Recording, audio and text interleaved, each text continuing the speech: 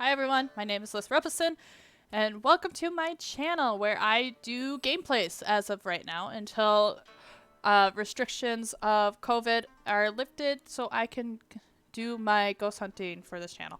Anyways, hello. We are doing 6 Days of Snow. We are, as you can see, I paused it right at the end of day 4 because day 5 starts right away with emotion, and I don't want to miss the motion being recorded, so this is where I paused it. But anyways, 6 Days of Snow is a visual novel on Steam. This is its gameplay. I know it's not entertaining, but the music is nice and the storytelling is nice. It's very soothing. 6 Days of Snow, like I said, is a visual novel on Steam. It's free. I do have a few warnings where it is tagged that there is sexual content along with nudity in this game, as a fair warning. Also, if you are uncomfortable with the huge age difference between a full-grown man that's about in his 40s, 50s, having relations with a young, maybe a teenage girl. So, if you are uncomfortable with those, I have plenty of other videos that you can watch. On day 4, we just got done with Ryoko and our lead character, Mr. Tanabe. Oh yeah, if I mispronounce anything, please let me know in the comments section below with your corrections. I would love to learn from you. But anyways, Mr. Tanabe and Ryoko in day 4 were out having a snowball fight and getting close and intimate. They get back and Miss Kakiochi is acting like she knows what's going on. Mr. Tanabe is moving in on her daughter and she does not like it. With good reason. Because, her daughter is like not even 20. I think she is under the age of 20. So Miss Kakiochi is probably thinking like this guy's taking advantage of her daughter and everything, and she's trying to protect her daughter. So with good reason. But Mr. Tanabe's like, no, I don't like that. So he basically wants what he can't have. Anyways, but yeah, that's where we finished off. So we're going to see what the aftermath is going to be like. Let's go. Let's do this. Click. The 5th day.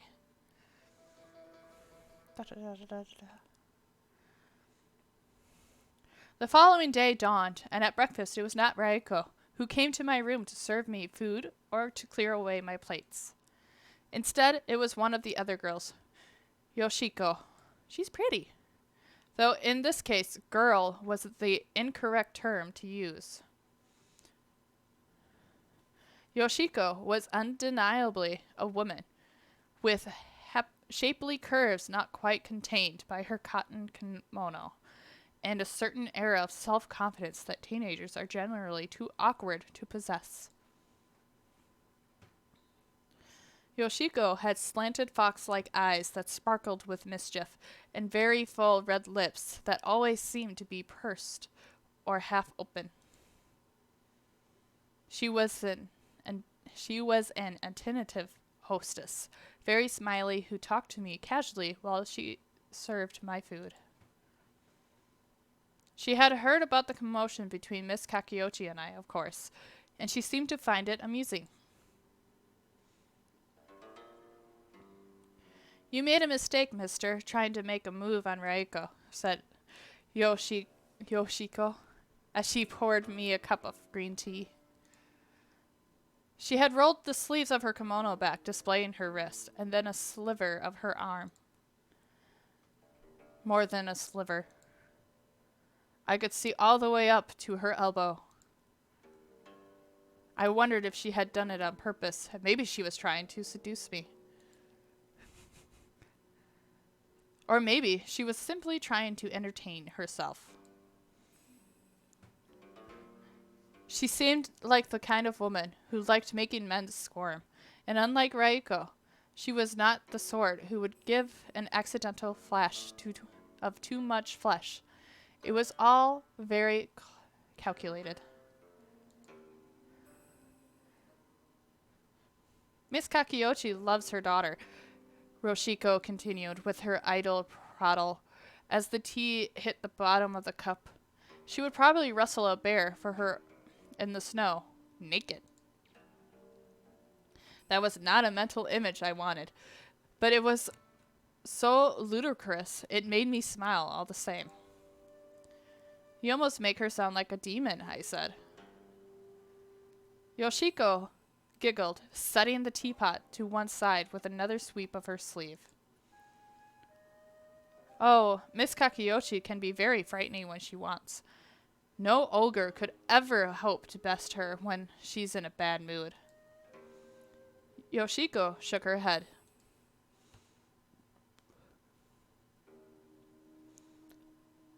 That is a very long paragraph. Last year, there was a guest staying at the inn who took a real shine to Ryuko. He was old enough to be her grandfather. Older than you, mister, and he should have known better. But maybe when you get to that age, you stop caring about that sort of thing. If you're going to die soon, you might as well. Why worry about public opinions when you have one foot in the grave already?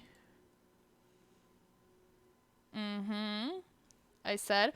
I might have sounded non-committal, but I was actually very interested in Yoshiko's story.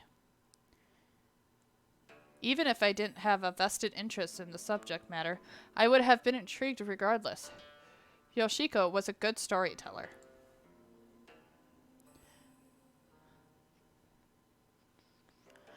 This man was always chasing after Ryuko. When she delivered his food, he kept sending it back, sometimes 3 or 4 times, so he could see her again, you know? It might have been sweet, maybe, if he had stopped there, but he was so very insistent, in the end, it became unnerving. Yoshiko sighed, as though in sympathy for the poor set-upon Ryuko of last year. I wondered what the Ryuko this old man had coveted looked like. I doubt she would have looked then much different than the current Ryuko, except a bit smaller, maybe. Even smaller than she was already. I clenched my teeth together. All of a sudden, I felt rather angry.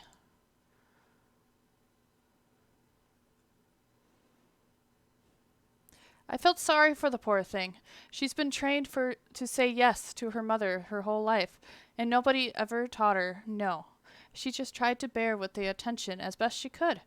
I think she was worried. If her mother knew, she'd blame her for it somehow. You've seen how particular Miss Kakiochi gets about her sleeves? Yes, I noticed.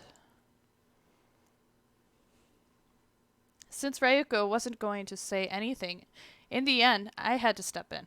I couldn't stand the sight of her, so sad and forlorn. It was heartbreaking. Okay. I can imagine, I said. I was feeling distinctly out of sorts, listening to the tale, and it was being told second-hand. This man was no longer staying at the Azami Inn. Why then did I feel such a desperate desire to throttle him? Violence was not in my nature, and I was startled by the intensity of my own feelings. I just couldn't bear the thought of Reiko suffering. When Miss Kakiochi heard, she was outraged, but not at Ryuko. That man. Yoshiko's lips curved into a sly smile. Let's just say he'll never be coming back here again. You make it sound like Miss Kakiochi killed him. She was close to it. The old man nearly had a seizure, said Yoshiko, grinning. Well, good, I said curtly. I don't regard myself as a malicious person, and the thought of an elderly man suffering is not the kind of thought that would make me say good under normal circumstances. But these were not normal circumstances. This was about Ryuko. Yoshiko must have been amused at my stony indifference to the old man's flight, because she began to chuckle. I thought much the same. We all did. We were glad to see him go. I respected Miss Kakiyoshi a lot back then. Yoshiko brushed a strand of dark hair behind her ear before continuing with her tale. People don't like Miss Kakiyoshi overly much, and I can't say I blame them. She's not an easy person to get on with. You can't help but respect her, though. Even if people don't like her, they respect her, and respect can be a hard thing to get. Okay. Here's the thing, though, said Yoshiko, her voice softening. You could say what you want about Miss Kakiyoshi, but she does love Ryuko. She really, truly loves her. She's completely devoted to her. I did get that feeling, yes, I said after a pause. Her love for her daughter seems rather intense. Of course it's intense. Miss Kakiyoshi doesn't have anyone else in her life to love. Her husband is dead, and she's never liked him very much anyway. No? I asked, curious despite myself. Idly, I wondered how I had become such a gossip. I was just as bad as the housewives Sachiko spoke with at her art classes. Not that Sachiko has any aspirations of being a painter. Sachiko doesn't have any aspirations at all, really. She's a remarkably unambitious woman. She only attends those classes so she can swap recipes and share stories with the legions of other bored, middle-aged women who paint lopsided faces every Wednesday for want of something better to do. In my defense, there really was nothing else to do in the Azami Inn than swap stories. I've been working here for almost 15 years, and I remember old Nobu, though only vaguely. He really was old, and that isn't a figure of speech. He had a good 20 years on Miss Kakiyoshi, said Yoshiko. Then I take it their marriage was not a happy one? I inquired.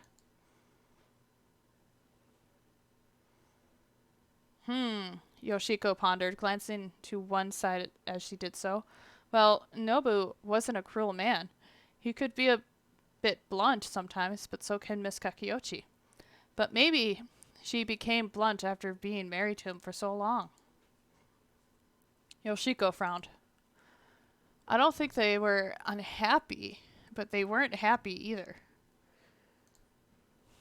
Then why did Miss Kakiyoshi marry him? The villagers say she did it for money. But the inn is failing, isn't it? It is now, but that wasn't always the case. The Kakiyoshi family used to be rather wealthy. I steepled my fingers together, resting on the elbows against the kotatsu, and pondered. In any cases, Miss Kakiyoshi doesn't have any family nearby, said Yoshiko. She doesn't have any friends. She only has Ryuko. That sounds rather stifling, I said, my voice trailing away. I didn't know whether I was talking about Ryuko or her mother. It is stifling. It's stifling for both of them, said Yoshiko. Though Ryuko loves Miss Kakiyoshi, and Miss Kakiyoshi certainly undoubtedly loves Ryuko, it's not a healthy love. I'm worried about them, both of them. If you truly love something, you should let it go, I said, reciting a tried and tested cliche as old as the shrine in the forest and the trees that surrounded it. Yoshiko nodded. That's right, Miss Kakiyoshi loves Ryuko, but I don't think she loves her enough to let her leave.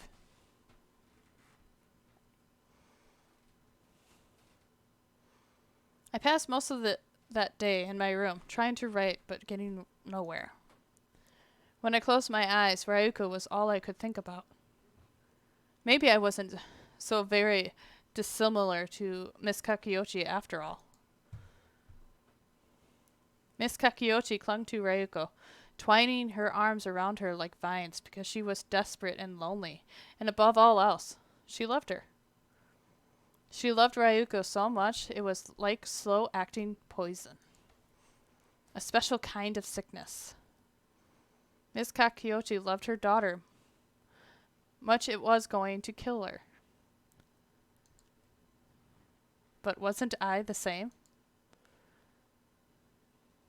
When Yoshiko had regaled me with stories about a young Ryuko attempting to fend off an overly eager suitor, I too had been nettled by the gross injustice of it all. In such a situation, I feared I would have behaved much like Miss Kakiochi had. It was little wonder, then, that Ryuko, who appeared to attract unwholesome men, was kept under such a close eye by her mother. After that incident, Miss Kakiochi must have been even more sensitive to the covert glances men shot her precious little girl. But Ryuko was not a little girl anymore. She was a child in the cups of becoming a young woman. Surely Ryuko was old enough now to know what she wanted. But how could one blame Miss Kakiochi for being concerned about our relationship? I hardly knew Ryuko, yet I had been spending a good deal of time with her, away from the protection of Miss Kakiochi's ever-watchful gaze. I remember wondering if that was what this looked like to Miss Kakiochi. A repeat performance from last year. A much belated certain call. I was another old man trying to steal away her baby, just as Miss Kakiochi herself had been stolen years upon years ago. This time, however, the situation was rather more precarious, because Ryuko wanted to go off with me willingly. I wondered why. Was that because she genuinely liked me? Had fireworks stirred her soul so much she wanted nothing more than to stay by my side like a poetic muse? It seemed unlikely. I didn't doubt that Ryuko enjoyed my company. She must have, else she wouldn't have sought it out of her own volition. But there was something a touch delirious about the smiles she bequeathed me. Bequeathed. Such a weird word. They weren't like Yoshiko's smiles, which were casual and easy without asking for anything in return. I had wondered before, but this thought came back to me during these Ryuko-less hours, as I stared at the falling snow through my open window. Maybe in her own immature, unsuspecting manner, Ryuko was trying to manipulate me. That wasn't that long. The 6th day. Oh, it's the last day. Dun, dun, dun. Dun, dun, dun. Okay. I'm gonna save it. Yes. Alright. Good. That was day 5. That wasn't as long as I thought it would be. Just a few minor interruptions. But anyways, it was just to get a little history of Ryuko. That's what it feels like. A Ryuko. Am I saying that right? But anyways, it was like a little filler episode, it felt like. Just to get a little bit of the history of why Miss Kakiochi was so protective of her daughter. The 6th day. We have made it to the 6th day. So next episode, we'll see what happens. I still have not seen any nudity. The sexual content that I found that so far is actually not that bad. It's just him hinting at fantasies that he has with this young woman. Or young girl.